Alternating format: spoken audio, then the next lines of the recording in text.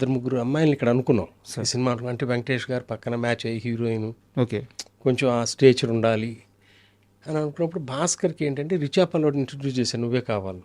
She was a major factor for the success of that film. తనకి కొత్త అమ్మాయి అయితే క్యారెక్టర్ కనపడుతుంది, ఆల్రెడీ చేసే అమ్మాయి అయితే ఆర్టిస్ట్ కనపడుతుంది. చిన్న సందేహం ఉండేది, ఆ స్టార్డమ్ వచ్చి యాడ్ అవుతుంది. స్టార్డమ్ అనేది కనపడకూడదు. Should not see some known artist there. ఈ అమ్మాయి త్రిష, మాళవిక, ఇట్లా కాకుండా ఈ అమ్మాయి నందిని అని తెలియాలంటే కొత్త అమ్మాయి కావాలి. సో ఆ ప్రాసెస్లో తను బెంగళూరు బాంబే వెళ్ళి అక్కడ మోడలింగ్ ఏజెన్సీస్ వాళ్ళందరితో మాట్లాడితే ఈ అమ్మాయి ఫోటో చూడటం తటస్థించింది.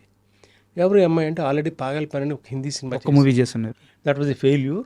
So she went back to America, that's where she came from, న్యూయార్క్. భాస్కర్కి ఏమో అమ్మాయిని చూడలేదు, మరి ఆ అమ్మాయి సినిమాకి సంబంధించిన ఒక క్లిప్ చూసాడో ఏదో కూడా తెలియదు. మరి ఆ ఫోటో చూసి ఈ అమ్మాయి అనేది నేను ఎందుకు అనుకున్నాడో కూడా తెలియదు.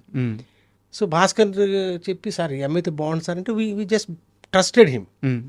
ఆ అమ్మాయిని నమ్మి అప్పుడు న్యూయార్క్ నుంచి పిలిపించి ఇక్కడ స్క్రీన్ టెస్ట్ అని అరేంజ్ చేసి ఇమీడియట్గా will go head with the shooting. So అట్లా జరిగిందండి. సచ్ ఎ గ్రేట్ సోల్ అండి ఆ అమ్మాయి, such a dedicated female she was. అన్ని మధుర క్షణాలు పాపం మన మధ్య లేదు ఇప్పుడు. ఎస్పెషల్లీ న్యూజిలాండ్ సాంగ్స్కి వెళ్ళినప్పుడు కూడా అసలు ఎంత పరితపించేదో అని ప్రతి ఆస్పెక్ట్కి. తనకి ఎంతో బాగా పోయినప్పటికీ కూడా లిరిక్స్ అని కంఠస్థం చేసి వచ్చేది. అమ్మాయికి ఏమీ